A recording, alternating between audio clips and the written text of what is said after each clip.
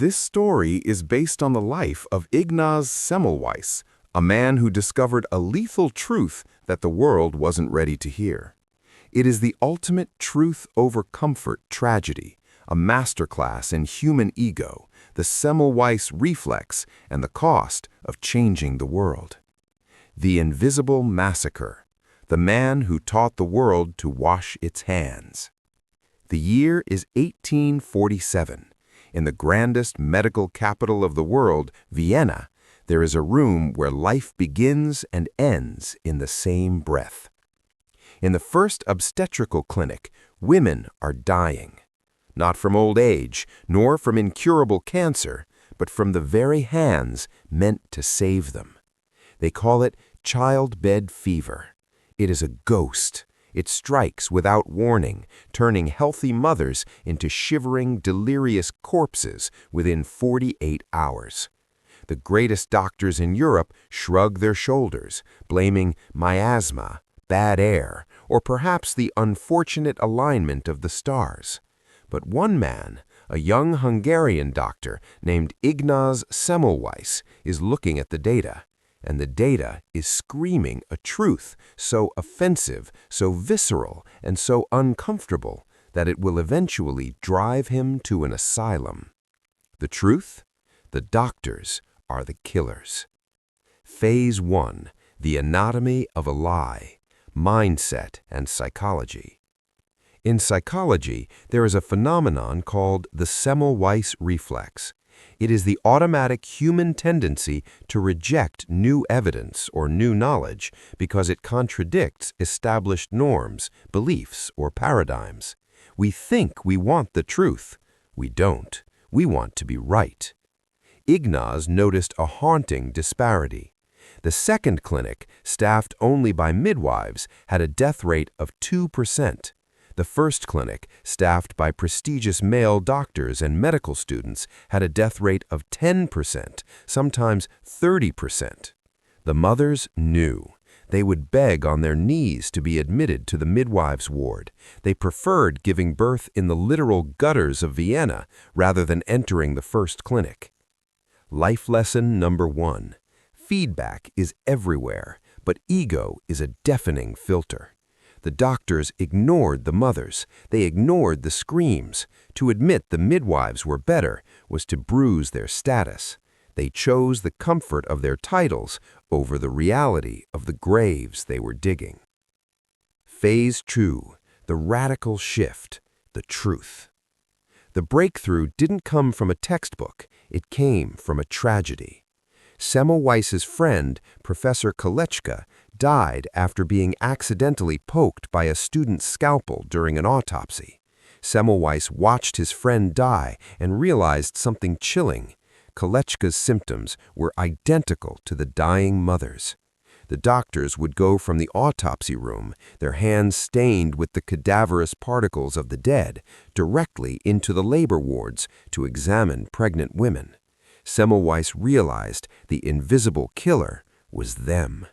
He instituted a simple revolutionary rule: wash your hands in a chlorine-lime solution. Phase 3. The Resistance. Human Psychology. Within a month, death rates plummeted from 18% to less than 2%. The evidence was undeniable. The truth was standing right there, breathing, holding its newborn babies. But the truth felt like an insult. To accept Semmelweis's findings, the doctors had to accept a devastating psychological reality. They had unknowingly killed thousands of women. The human mind is equipped with cognitive dissonance. When our self-image, I am a healer, clashes with our actions, I am a killer, we rarely change our actions. Instead, we attack the messenger. The medical elite mocked him. They called him a crank. They argued that a gentleman's hands are always clean. They preferred the comfort of their ignorance over the shame of the truth. The wisdom within the history. This isn't just a story about hygiene. It's a story about the burden of clarity. The psychology of the crowd. We look for consensus rather than correctness. Even when people were dying, the experts chose to stay wrong together rather than be right alone. Mindset shift. Semmelweis lacked political intelligence. He yelled at his colleagues. He called them murderers. He was right, but he was ineffective because he didn't understand that to change minds, you must first lower their defenses. Truth over comfort. Ignaz eventually lost his job, his reputation, and his mind. He died in a mental asylum, beaten by guards, ironically, from an infection, the very thing he fought to cure. This is only the beginning of the psychological battle between progress and pride.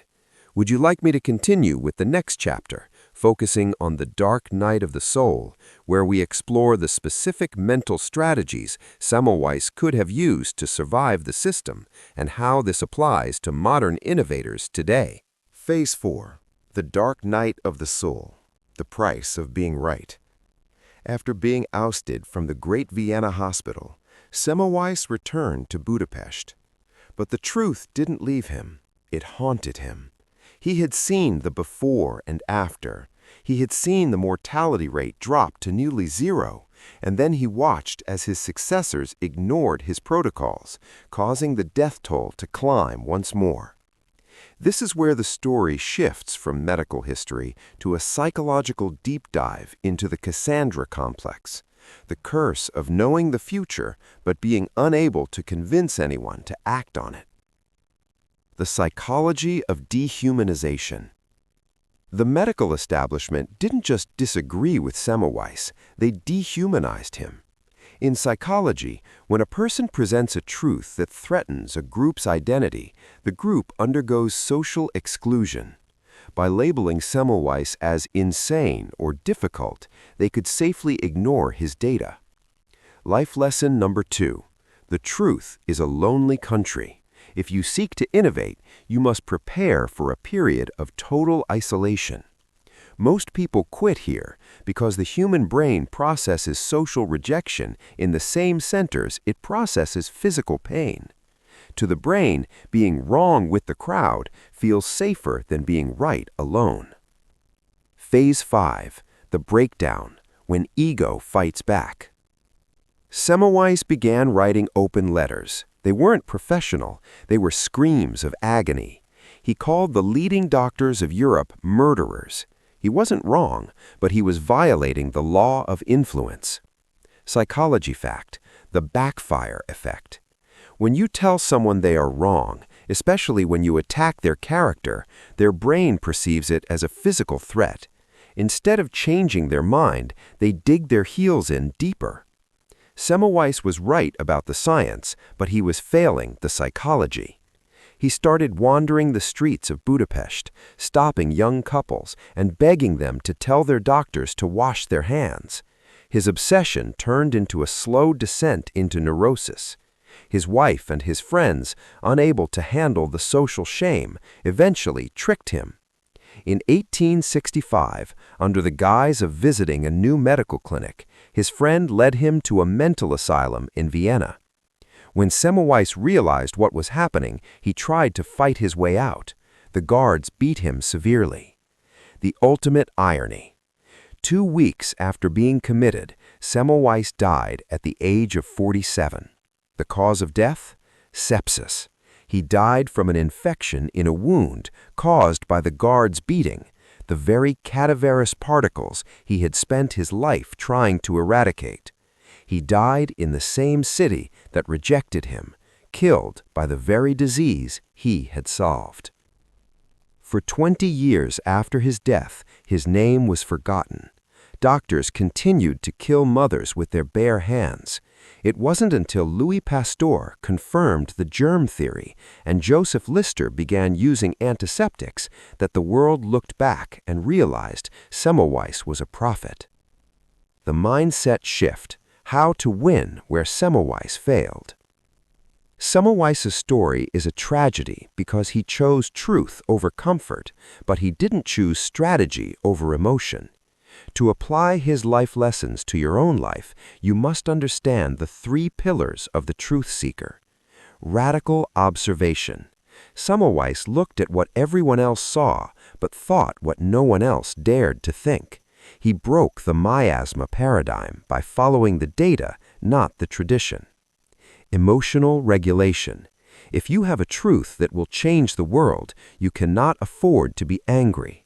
Anger gives your enemies an excuse to call you unstable.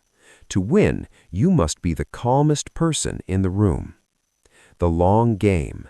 Real truth often takes a generation to be accepted. Max Planck, the physicist, once said, "Science advances one funeral at a time." Sometimes you aren't waiting for people to change their minds. You are waiting for the old guard to retire. The legacy. Truth over comfort.